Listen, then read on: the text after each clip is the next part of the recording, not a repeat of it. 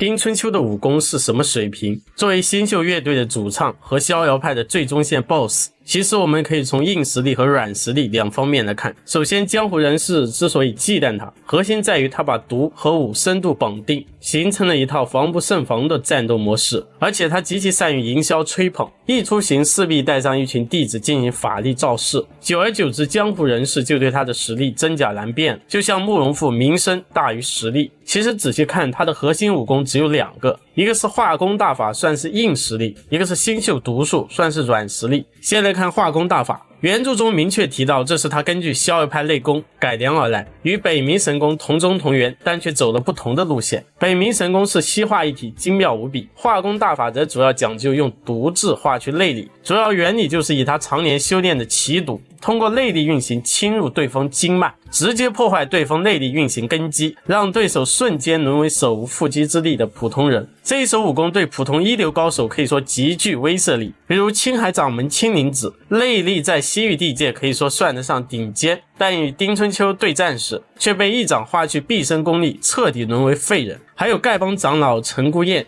要不是段誉及时出手，也险些被他划去一身功力。再来看他的新秀毒术，论用毒技巧，丁春秋可以说算得上江湖一绝。他能口喷腐心毒物，让对手在呼吸间中毒，也能操纵一些毒物奇虫组成毒物大阵，对敌人进行围攻。不过这种毒物招数还是属于辅助手段，而不是核心战力，对付一般普通高手还能碾压，但遇到一流高手如慕容复这种，就显得优势不那么明显。在与慕容复的大战中，他虽用秀女毒杀逼得慕容复连连后退，但没过一会儿就被慕容复用斗转星移反弹，后面见毒术没用，两人又拆了数十个回合，丁春秋依然无法攻破慕容复防御，最终只能召唤新秀弟子对慕容复进行围攻，才把他逼退。从这里就可以看出，丁春秋在用毒不成功的情况下，硬实力大致和慕容复相当。再来看他和顶尖高手的对决，原著中讲他和段誉首次交手，他一掌拍向段誉，使出化功大法，但毒质却被段誉北冥神功直接吸走，自己反而被震得胸口发闷，气海翻涌。要知道那个时候段誉才刚刚学会北冥神功，甚至都还不太会用。若是到了后期，段誉在熟练六脉神剑的情况下，丁春秋一身毒功几乎没用，更何况人家段誉压根就不怕毒。再来看他和战神乔峰交手，乔峰一手降龙18掌刚猛无敌，不仅直接把他毒术逼毁，而且他虽然闪身躲过降龙18掌，自己却被余波震得胸口发麻。最后和虚竹大战，此时虚竹集逍遥三老一身功力，又学会北冥神功等诸多绝技，丁春秋的毒已经对他彻底起不了作用，但虚竹可能战斗经验尚缺，所以打他多用了几十招，最后凭借生死符才把他制服。其实从这几场战斗中就可以看出丁春秋的实力是什么级别了。他不全力用毒时跟慕容复大差不差，全力用毒时跟段延庆差不多，